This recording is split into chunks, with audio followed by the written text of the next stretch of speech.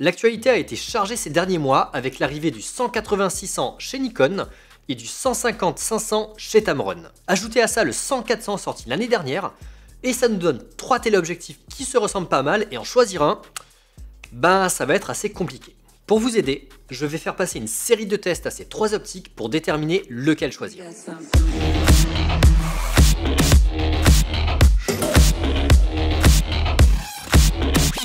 Si vous me suivez, vous savez que je possède le 100-400 et le 180-600 et que Tamron m'a prêté le 150-500 pour que je le teste. J'ai adoré shooter avec ces 3 optiques, mais à un moment donné, faut se rendre à l'évidence, on ne peut pas tous les acheter. Sauf si on a vraiment beaucoup d'argent, mais perso, c'est pas mon cas, donc il y a un choix à faire.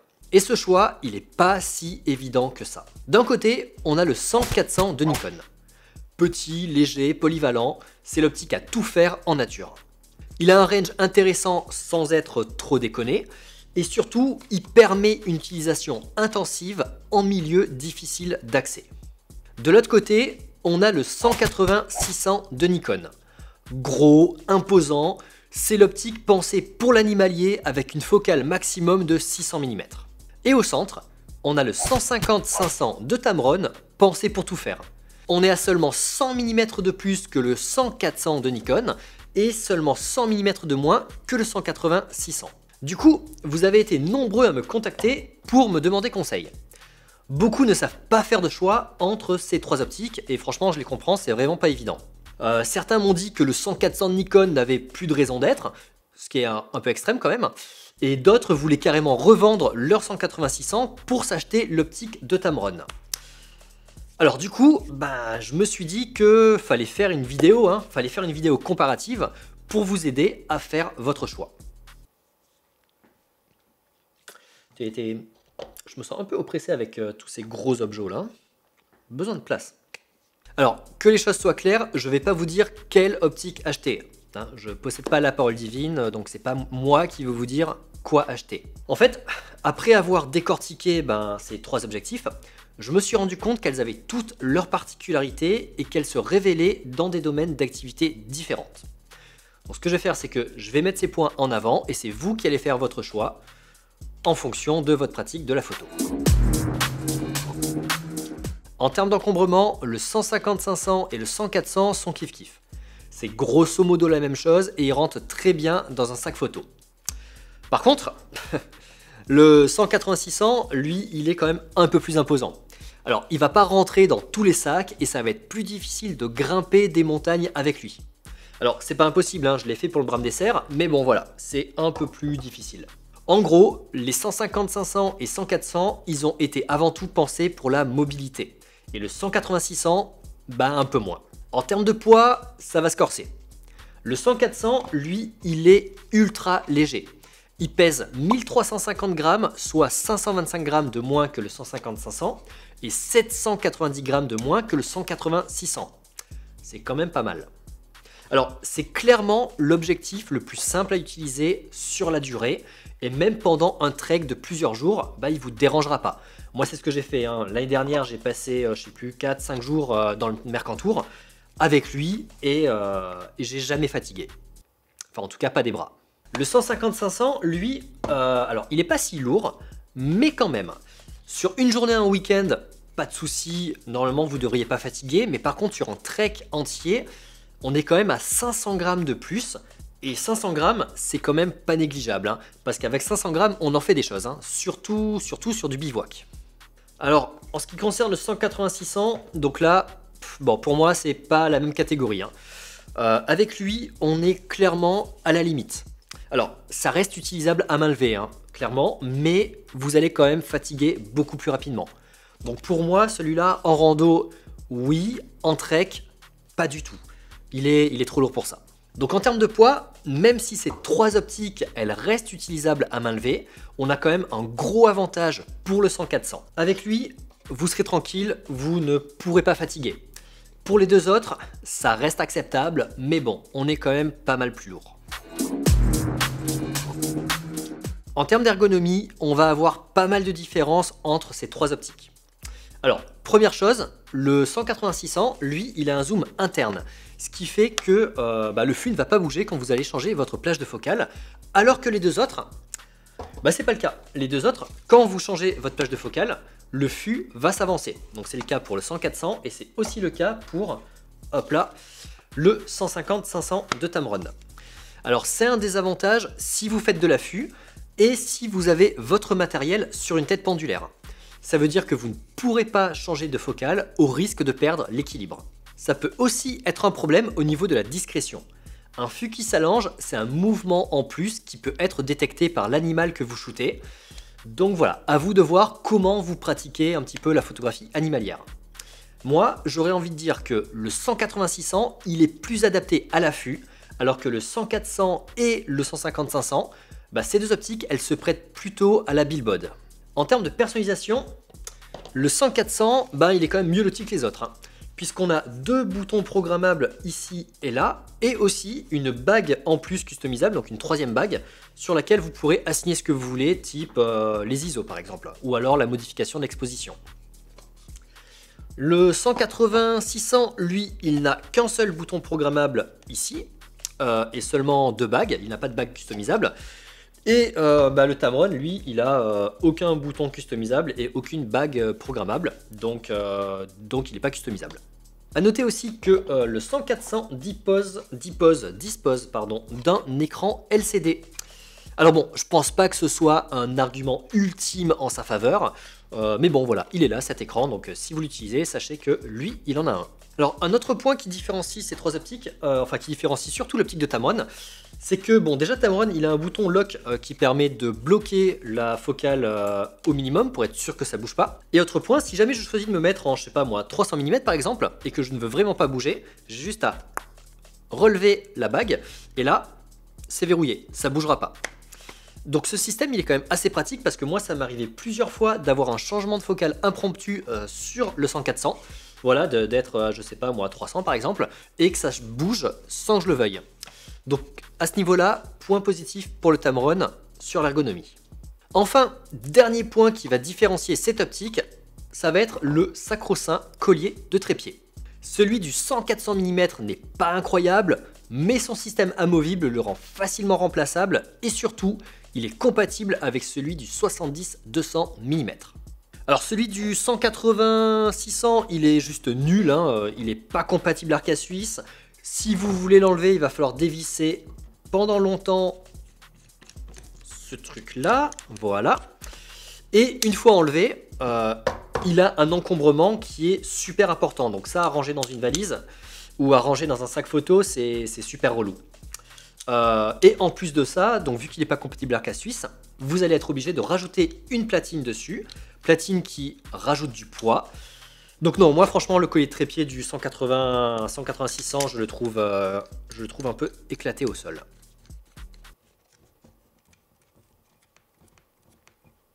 Voilà. Et le collier de trépied du Tamron, lui, franchement j'ai pas grand chose à redire, il est bien. Il a une platine arcade suisse intégrée directement dedans, ce qui fait que vous aurez normalement pas à l'enlever, ou en tout cas pas souvent, donc vraiment, point super positif pour le Tamron. Bon, en gros, si je devais résumer, le 100-400, il a pas mal de customisation et d'options disponibles inhérentes à la gamme S-Line. Le 180-600, lui, il fait vraiment le strict minimum, et le 150-500 de Tamron, il a quand même pas mal de bonnes idées pour vous faciliter la vie. Bon, comme on l'a vu, ces trois optiques, elles sont censées être utilisables à main levée, mais elles ont un poids et un encombrement quand même relativement différents. Donc, qu'est-ce que ça dit sur le terrain?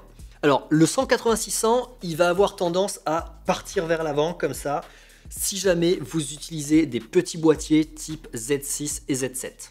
Avec le Z9 par contre, il est parfaitement équilibré, mais sur des petits boîtiers, c'est un peu limite. Alors vous serez obligé de mettre votre main ici à l'avant pour maintenir tout simplement tout le bousin. Le souci de cette position, c'est que vous ne pourrez pas shooter en mode recroquevillé, comme ça, vous serez obligé d'être en avant, et ce bras va fatiguer plus rapidement, et du coup, vous allez trembler aussi plus rapidement. Alors, le 150-500, lui, il est clairement mieux loti. Alors, le 150-500, il est effectivement plus lourd que le 100-400, mais il a un centre de gravité qui a quand même été assez bien pensé. C'est-à-dire que sur des petits boîtiers type Z6, Z7, ça passe. On a le poids qui est déporté vers l'arrière, ce qui fait que là, bah, en fait, je suis bien. Avec lui, vous allez pouvoir être vraiment compact, shooter en mode recroquevillé. Et avec cette position-là, bah, forcément, on va moins fatiguer et on va moins trembler. Et en ce qui concerne le 100-400, bon bah pour moi, il n'y a même pas besoin de tester, hein, il est suffisamment léger pour que ça ne pose aucun problème. Avec lui, vraiment pas de débat, vous l'utilisez toute la journée, vous ne fatiguerez pas.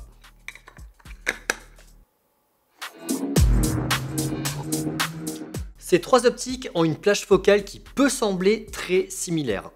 Entre 100 mm et 150 mm, on pourrait croire que la différence est minime, et pareil pour 500 et 600 mm. Mais vous allez voir que c'est pas vraiment le cas. Bon, vu qu'on est en automne, je vous ai fait une photo d'un super champignon dans les bois, à différentes focales tout simplement, pour que vous puissiez vous rendre compte de l'impact de votre focale sur le cadre de votre photo. Donc ici on a du 600 mm, ici du 500 et là du 400 mm.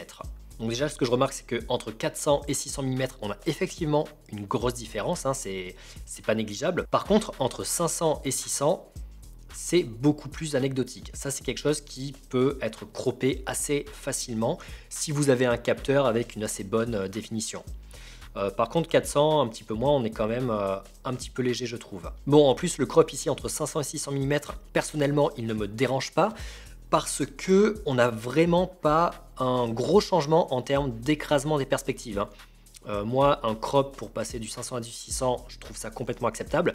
Ce qui n'est pas le cas si jamais vous faites ça pour, je sais pas moi, pour passer d'un 20 mm à un 35. Là, personnellement, si vous me dites oui, non, mais moi j'ai un 20 mm et je crop pour avoir l'équivalent d'un 35, je vous. Parce que je ne vous respecterai pas. Parce que la focale, c'est pas seulement une question de zoom, c'est avant tout une question d'écrasement des perspectives. Bref, passé cet épisode violent, on va voir un petit peu le comparatif entre un 100 mm, un 150 mm et un 180 mm. Donc là, c'est flag, hein. Je vais vous les mettre à côté quand même pour que vous puissiez vous rendre compte. Mais c'est quand même assez flag. Ici, on a vraiment toute la scène dans son ensemble et 150 et 100, j'en rate quand même pas mal. Voilà, 100, 180. Donc pour moi quand même, ça va être difficile de faire du paysage dans sa globalité à 180, voire même à 150. Là, on n'est pas oufi ouf, hein. Alors qu'ici, voilà, là j'ai quand même cet arbre qui là disparaît complètement, hein. Là, je contextualise un peu mieux ma scène. En gros, ce que j'en retiens, c'est que le 100-400 mm, il permet de la photo de paysage. Alors, vous savez que j'adore la longue focale pour photographier des montagnes, et c'est entre 100 et 400 mm que ça rend le mieux. Enfin, en tout cas, c'est mon point de vue. Quand j'avais le 180-600 en randonnée, j'étais pas très à l'aise. 180, pour moi, c'est trop. Plusieurs fois, je me suis retrouvé avec un cadre trop serré pour ce que je voulais montrer. Et c'est pareil avec le 150-500 de Tamron. C'est mieux, mais pour moi, on est encore un peu trop serré. Par contre, pour l'animalier, c'est complètement l'inverse. 400 mm, ça peut être un peu court, surtout pour des petits animaux comme des oiseaux. Par contre, 500 et 600 mm, ça s'y prête très bien. En termes d'ouverture, on est pratiquement pareil sur les trois optiques à 1 ou 2 tiers de diaph près. Alors, je vous affiche un tableau à l'écran pour que vous puissiez voir les différentes ouvertures en fonction de la focale. Et vous voyez que, franchement, on est pratiquement pareil. En gros, avec le 100-400, on est plus lumineux et ce, quelle que soit la plage focale. Entre le 180-600 et le 150-500, on note que l'objectif de Nikon est moins lumineux à courte focale pour prendre le dessus des 400 mm. Mais bon, là franchement on pinaille, hein. On est en train de comparer du 6.3 avec du 6.7 et franchement c'est exactement la même chose. En préambule de ce chapitre, je tiens à dire que l'autofocus de ces 3 objectifs est excellent. Quel que soit votre choix, vous aurez du matériel qui accrochera votre sujet et qui ne le lâchera pas. Alors, je vous mets en exemple quelques photos complexes que j'ai pu faire avec ces optiques pour que vous puissiez voir ce qu'il est possible de faire avec. Là où on note des différences, c'est sur la rapidité de l'autofocus. Le 100-400 gagne haut la main. Pas de débat, il est bien plus rapide que les 2 autres et surtout, il ne patine jamais.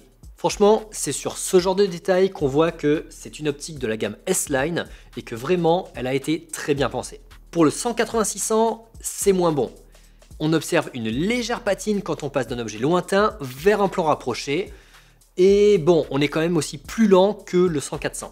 Enfin, le 150-500, c'est un bol entre deux. Il patine rarement, même si ça lui arrive de temps en temps, et il est quand même assez rapide, pratiquement au même niveau que le 100-400. Alors ces 3 optiques sont stabilisées, et oui, je m'étais planté dans ma vidéo test du 100-400 où je disais le contraire, mais à culpa, petit 100-400, toi aussi, tu es stabilisé comme les autres. Donc je disais, ces 3 optiques sont stabilisées, et heureusement, parce que à 400, 500 et 600 mm, ça bouge énormément. Alors, j'ai fait le test de filmer le même champignon à main levée avec ces 3 objectifs pour qu'on puisse les comparer. Alors, on va commencer avec le 100-400 qui a une excellente stabilisation. C'est d'ailleurs la meilleure des 3 sans aucun compromis possible.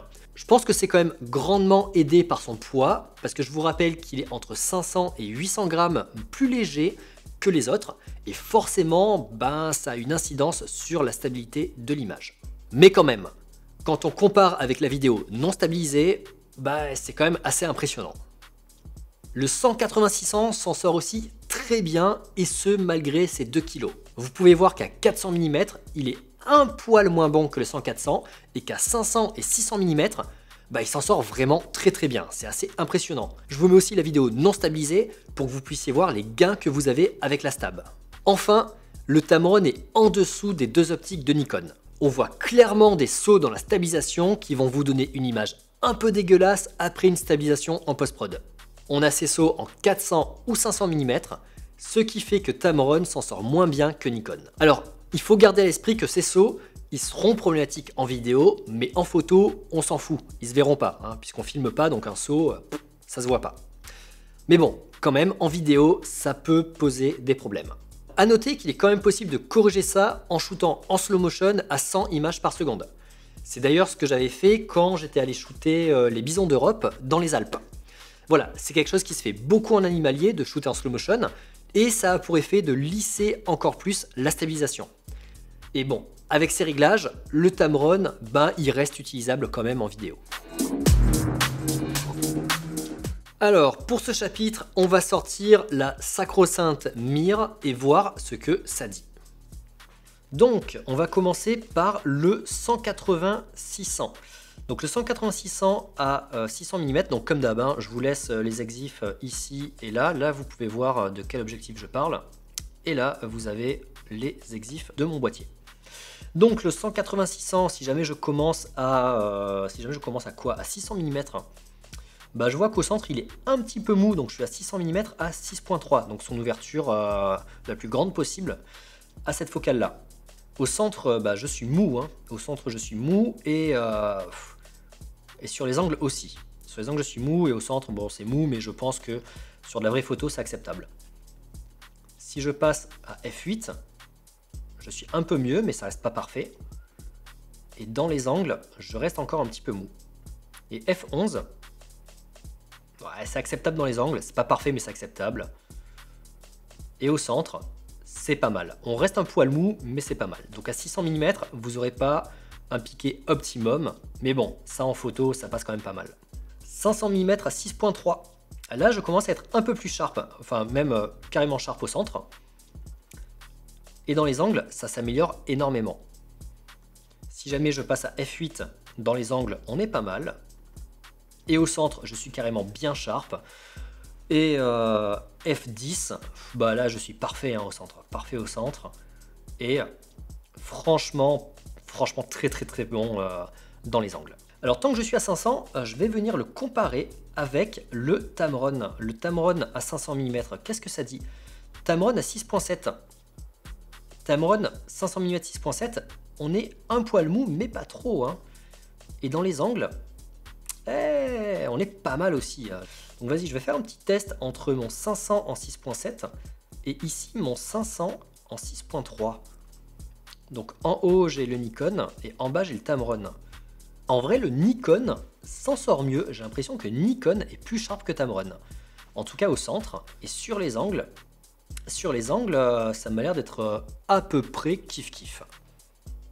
À peu près kiff-kiff. Si jamais ces histoires de mire vous intéressent, ce que je vais faire, c'est que tous ces échantillons, je vais les mettre en téléchargement sur mon site. Je vais mettre le lien en description, donc vous pourrez aller sur mon site, vous retrouverez tout le script de cette vidéo et vous pourrez télécharger tous les exemples que je vous montre. Comme ça, vous pourrez vous faire votre avis par vous-même sur votre ordinateur. Bon, ce 180-600, qu'est-ce qu'il dit à 400 mm à f6? On est pas mal, hein, on est pas mal. Et si jamais maintenant je viens le comparer avec 400 mm de Tamron en 6.3, donc en bas j'ai Tamron, en haut j'ai Nikon 180, 180-600. On est kiff-kiff, même si j'ai l'impression que le Nikon s'en sert légèrement mieux.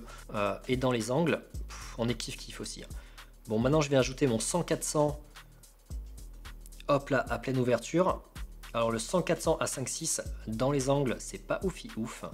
Et au centre non plus, hein. Moi je trouve un poil baveux au centre. Mais bon voilà, on est quand même meilleur ici, hein, sur le 180-600. Hein. Étonnamment, le 180-600 est quand même meilleur en piqué que les deux autres optiques. Ok, je vais maintenant faire un dernier test sur les valeurs minimum de focale. Et après je vous laisse tranquille parce que bon, je sens bien que la mire, c'est pas ce qui vous intéresse le plus. Donc le 180-600 à 180 mm et f5.6, pour moi ça, je trouve ça tout à fait acceptable, hein, c'est très bien. Dans les angles ça bave un peu, mais en tout cas au centre on est très bon. Le Tamron à 150 mm f5, pareil, on est très bon. Et le Nikon 100-400 à 5.6 à 100 mm, là on est juste excellent, franchement je crois que c'est un des meilleurs piqués, il est ouf. Donc voilà, je vous mets aussi quand même à l'écran des images in situ, des images d'animaux que j'ai pu prendre avec ces trois optiques pour que vous puissiez voir un petit peu ce que ça dit dans la vraie vie en fait, hein, juste parce que bon, les mires c'est rigolo, mais à un moment donné on est là pour faire des photos. Si vous êtes un ayatollah de la mire, n'hésitez pas à aller sur mon site pour télécharger les photos que je vous ai montrées, vous aurez absolument tout, hein. Je sais pas combien j'en ai 35. Voilà, je vous file 35 € brut du décoffrage pour que vous puissiez vous faire votre avis par vous-même. Bon, on va maintenant comparer les bokeh entre eux. Donc je vais commencer par le 180-600 qui pour moi a le plus beau bokeh. Voilà, le 180-600, donc là vous avez un exemple de photo prise à 180 mm à 5.6. Et on voit que les billes, elles sont bien rondes comme il faut. Et ce, quel que soit l'endroit où vous vous trouvez sur votre photo. C'est assez ouf, hein, c'est-à-dire que vous n'avez pas d'effet d'œil de chat. Les billes sont vraiment parfaitement rondes. Là, c'est parfait, c'est nickel. Moi, ce bokeh, je le trouve vraiment très beau. Si jamais je me place à 600 mm, 600 mm, on voit que pareil, hein, mes billes sont bien rondes, et ce, quel que soit l'endroit où je me trouve. Franchement, ce bokeh, il est assez surprenant pour une optique qui ne coûte que 2000 €. Ensuite, le 150-500 de Tamron, bon, on l'avait déjà vu dans la vidéo qui en parlait, son bokeh, il n'est pas incroyable, hein. Son bokeh, on voit que les billes sont pas du tout rondes, on a un effet d'œil de chat sur les côtés. C'est pas un bokeh qui est joli, hein, on va pas y passer par quatre chemins. Si jamais je me mets à 500 mm, c'est pareil. J'ai un bokeh qui est pas incroyable. Et en ce qui concerne le 100-400, le 100-400, pareil, il n'a pas un bokeh super uniforme. Mais il est quand même plus beau que celui du Tamron, hein. Mais voilà, c'est pas un bokeh parfait. On a aussi un petit effet d'œil de chat qui commence à arriver sur les angles. Mais il n'est pas parfait, hein, surtout si je le compare à... celui-là, il est magnifique, hein, celui du 180-600. Donc là, je suis à 100 mm, et si jamais je passe à 400 mm, ça se voit, hein, que c'est pas parfaitement rond. C'est pas ouf non plus, hein.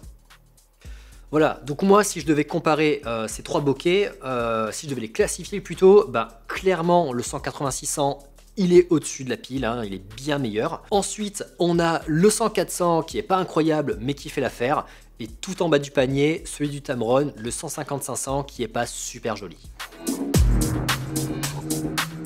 Alors, un autre point qui me semble important, c'est l'utilisation en proxy. Le 100-400 et le 150-600 m'avaient agréablement surpris avec une distance de mise au point assez courte, ce qui permet la prise de vue de fleurs ou même d'insectes. Ce qui est quand même assez cocasse pour des optiques taillées pour l'animalier. Et on va voir maintenant ce que ça donne. Donc pour chacune des optiques, j'ai essayé d'avoir la photo la plus rapprochée, et ce pour la focale la plus courte et la plus longue. On va commencer par le 100-400 à 100 mm. Donc je peux quand même pas mal me rapprocher de cette fleur, hein. C'est plutôt cool. Par contre à 400 mm, bon là on est bien sur de la proxy quoi. Je me rapproche vraiment pas mal. D'ailleurs ça va être cette optique à cette focale qui va permettre le rapprochement maximal. Si jamais je prends le 150-500, donc à 150, bizarrement à 150 je peux me rapprocher beaucoup plus qu'à 500 mm. Voilà, 500 mm j'ai un zoom un peu moindre qu'à 150.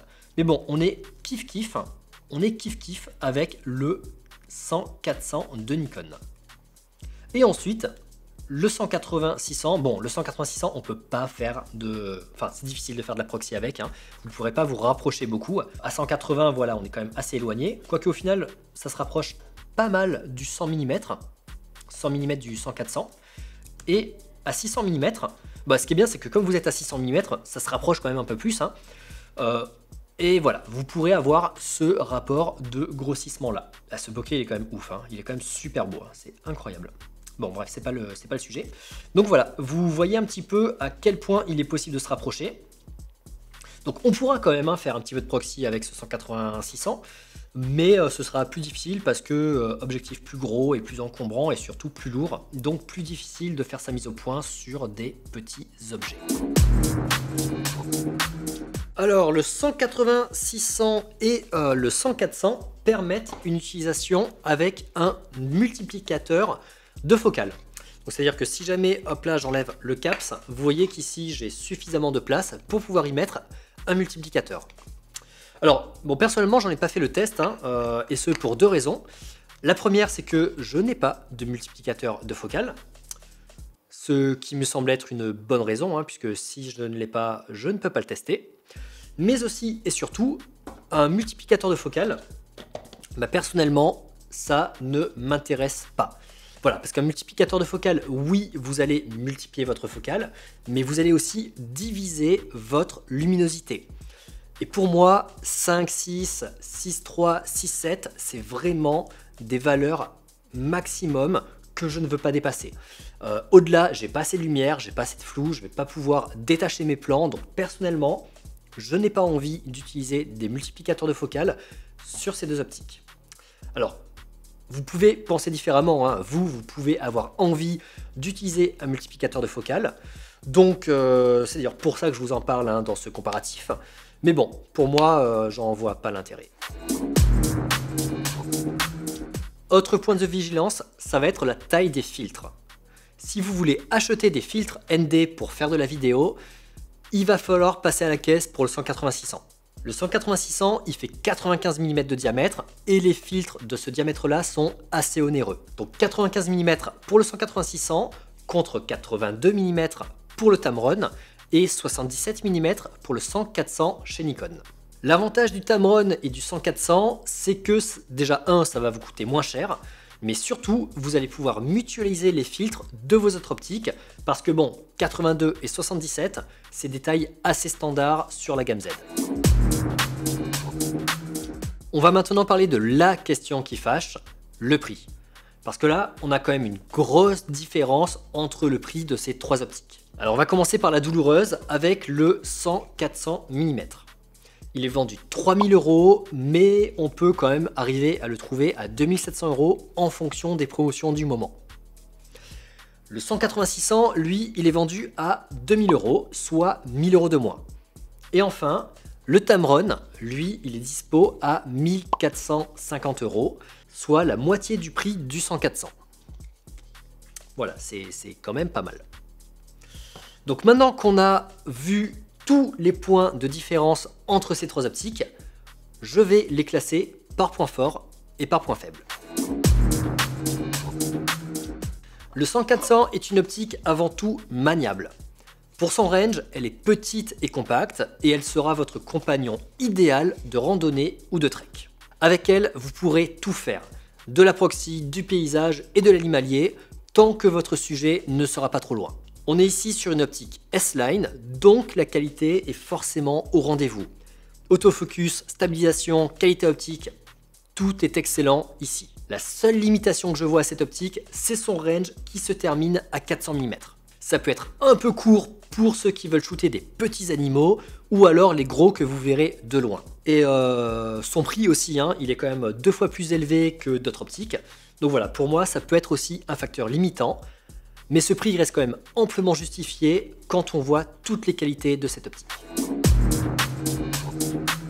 Le 180-600 est une optique taillée pour l'animalier. Son range de 600 mm est excellent pour photographier des oiseaux ou pour tirer le portrait d'animaux un peu plus gros. C'est clairement une optique qui est faite pour l'affût. Ce qui est assez fou, c'est que pour son prix relativement bas, on n'a aucun compromis sur la qualité optique et la stabilisation est excellente. Grâce à ça d'ailleurs, vous pouvez shooter à main levée sans trop de problèmes. Au niveau des limitations, il faut qu'on parle de son ouverture qui n'est pas très élevée et qui peut vous desservir en sous-bois. On a aussi un poids un petit peu trop élevé qui va vous faire fatiguer les bras et aussi son ergonomie qui globalement est pas incroyable. Mais bon, 2000 €, hein. Pour 2000 €, cette optique fait très bien le taf. Le 150-500, c'est un peu un mix des deux précédentes optiques. On a un bon range pour faire d'animalier, même de loin, mais on est un peu court pour du paysage à mon goût. L'autofocus et la qualité optique sont excellentes, et pareil pour l'ergonomie. Et tout ça pour seulement 1500 €. C'est quand même assez ouf. En ce qui concerne les inconvénients, j'en vois deux. Le bokeh qui est franchement pas incroyable, et la stabilisation qui saute en vidéo. Donc même si cette optique est un banger en photo, moi je trouve qu'en vidéo ça reste perfectible. Voilà, maintenant que vous avez un bon aperçu de ces trois optiques, on va passer à la conclusion. Alors, lequel on choisit entre ces trois objectifs? Comme d'habitude en photo, la réponse est ça dépend. Quels sont les compromis que vous êtes prêt à faire? Quel est le budget que vous êtes prêt à mettre? En fait, c'est surtout ça qui va conditionner votre choix. Personnellement, j'adore le 100-400. Ça reste mon premier choix quand je vais randonner. Cet hiver, je vais passer 5 jours à la montagne pour faire des randonnées en raquette. Et il n'y a pas photo, hein, c'est lui que je vais prendre. Son form factor et son poids le rendent parfait pour une utilisation en conditions difficiles. Et la haute montagne, c'est difficile. C'est chiant, donc moi je préfère m'appuyer sur le 100-400. Alors je sais que beaucoup de monde le critique, hein, surtout depuis que le 150-500 de Tamron est sorti. Mais bon, il a quand même ce petit truc qui est un peu difficile à exprimer avec des mots. Quand vous l'avez entre les mains, vous comprenez que c'est une optique d'exception. Clairement, son label S-Line, elle l'a pas volé. C'est vraiment une optique, je sais pas, c'est difficile à expliquer avec des mots en quoi cette optique est vraiment exceptionnelle. Enfin, elle me fait penser au 58 mm 1.4 qui était sorti en gamme F chez Nikon. Alors cette optique, elle s'est faite bâcher par tout le monde. Elle a des notes déplorables sur des XO et pourtant, à chaque fois que vous parlez à un photographe qui la possède, le gars il a des étoiles dans les yeux. Et moi c'est mon cas, hein. Cette optique je l'adore. Elle est bâchée par tout le monde la critique, mais elle a ce petit truc incroyable qui n'est pas exprimable avec des mots ou que vous n'arriverez pas à faire ressortir avec des tests. Bon, je m'égare parce qu'on n'est pas là pour parler d'un 58 mm, mais là où je veux en venir, c'est que c'est un peu la même chose avec ce 100-400. Ça va être difficile de la défendre sur le papier, mais sur le terrain, c'est une putain de bonne optique. Voilà, donc moi celle-là, je la revendrai clairement pas et je vais continuer de l'utiliser pour du paysage et de la petite animalier. En ce qui concerne les vrais shootings animaliers, je vais continuer d'utiliser mon 180-600. Hein. Je l'ai acheté, je compte pas le revendre, même si j'ai adoré shooter avec le 150-500 de Tamron. Je l'adore, mais quand même, je ne vais pas me séparer de mon 180-600. Pourquoi? Tout simplement parce que ces deux optiques, elles sont un peu trop proches à mon goût. 100-400, c'est très proche de 150-500, et ça serait quand même un peu déconné d'avoir les deux dans ma Pellicase. Elles sont un peu trop proches pour avoir les deux. Donc moi personnellement, je fais le choix du non-compromis. Je fais le choix d'avoir les deux optiques les plus chères, à savoir le 100-400 et le 180-600 pour deux cas de figure différents. Je pense pas que je les utiliserai pour faire la même chose. Si je n'avais pas acheté le 180-600 et si je n'avais pas acheté le 100-400, eh ben la question du 150-500, elle se poserait clairement, hein, parce que cette optique peut faire ce que font ces deux optiques-là, avec des compromis, mais elle peut le faire. Voilà, je pense que si j'avais pas acheté ces deux optiques avant la sortie du Tamron, ben je serais pas aussi catégorique. Il n'est pas impossible que je veuille faire pas mal d'économies et que j'achète celui-là au lieu des deux autres. En fait, là où je veux en venir, c'est qu'il n'y a pas de choix ultime, c'est à vous de voir. Si votre problématique principale, ça va être le budget ou la versatilité de votre optique, bah franchement, le 150-500, c'est un excellent choix. Vous pouvez y aller. Si par contre, vous avez aucun problème de budget et que vous en foutez, vous avez plein de thunes, ben ces deux-là, c'est pas déconné. Franchement, ouais, pourquoi pas. Mais bon, quel que soit votre choix, je vais les déplacer quand même, ça prend de la place. Donc je disais, quel que soit votre choix, n'oubliez pas que ces trois optiques, elles sont de très très bonne qualité. Quoi qu'il arrive, quel que soit votre achat, vous ne serez pas déçu par aucune des trois. Vous arriverez à faire de belles photos, vos photos seront réussies et je pense que vous arriverez à prendre du plaisir avec n'importe laquelle de ces trois optiques. Voilà, on arrive sur la fin de cette vidéo. J'espère que ce comparatif vous aidera dans le choix de votre optique animalière. N'hésitez pas à me dire en commentaire laquelle vous comptez acheter, histoire de pouvoir continuer le débat dans les commentaires. Si, autre chose, je prépare une vidéo FAQ pour la fin de l'année. Donc si jamais vous avez des questions à me poser ou des thèmes que vous voulez que j'aborde, n'hésitez pas là encore à me les poster en commentaire et j'y répondrai dans la vidéo qui sortira normalement première semaine de janvier. Ça peut être des questions sur du matos, ça peut être des questions sur mon process de travail, sur le freelancing, des questions sur la chaîne YouTube, comment je fais les vidéos, comment je suis rémunéré si je suis rémunéré. Ça peut être des questions sur la marque de ma brosse à dents, bref, sur ce que vous voulez. Allez-y, je répondrai. Bon, sur ce, je vous laisse. Passez un bon hiver, passez de bonnes fêtes et surtout consommez bien comme des porcs pour faire remonter le PIB de la France, hein, parce que ça craint un peu en ce moment. Donc allez-y, achetez le 150-500, achetez le 180-600, achetez aussi le 100-400, achetez un maximum de matos possible et faites proliférer l'économie de la France, hein.